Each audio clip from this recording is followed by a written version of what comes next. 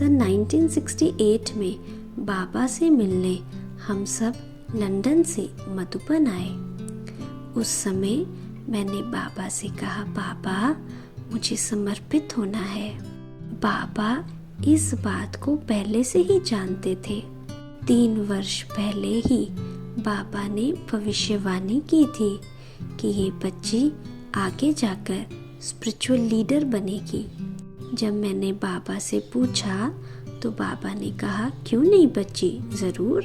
उन्हीं दिनों बड़ी दीदी टूर पर जाने वाली थी, तो उनके साथ बाबा ने मुझे दिल्ली, आगरा, ग्वालियर, जयपुर आदि सेवा केंद्रों पर भेजा।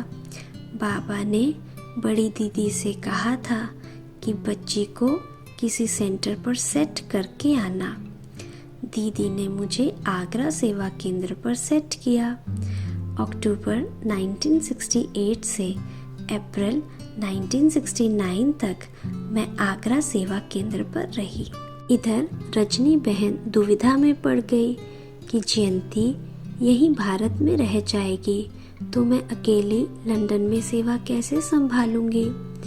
इसके बाद 18 जनवरी 1969 आया।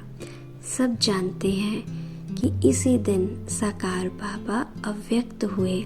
उस समय मुझे एक और घटना याद आती है कि 17 जनवरी 1969 को साकार बाबा ने रजनी माता को बहुत प्यार और दुलार भरा एक पत्र लिखकर लंदन भेजा था।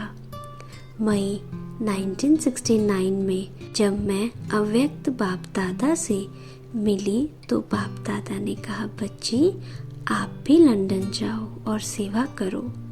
4-5 साल सेवा ऐसे ही चलती रही। फिर सन 1971 में अव्यक्त बाप दादा ने जगदीश भाई, रमेश भाई और अन्य कुछ भाई बहनों को सेवा अर्थ लंदन भेजा। उन्होंने वहां आकर अच्छी तरह सेवा करी और सार्वजनिक सभाओं आदि का आयोजन किया। इसके परिणाम स्वरूप 20-25 ज्ञान सुनने वाले जिज्ञासु इकट्ठे हो गए। सेवा पूरी होने के बाद इन सब भाई बहनों को अमेरिका जाना था, तो जगदीश भाई जी ने कहा कि यहाँ हमारी शाखा खुलनी चाहिए।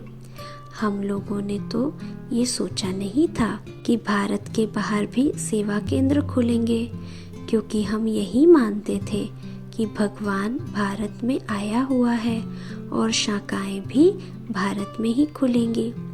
जगदीश भाई जी ने कहा कि बाबा का इशारा यही था कि यहाँ लंदन में हमारा सेवा केंद्र खुले।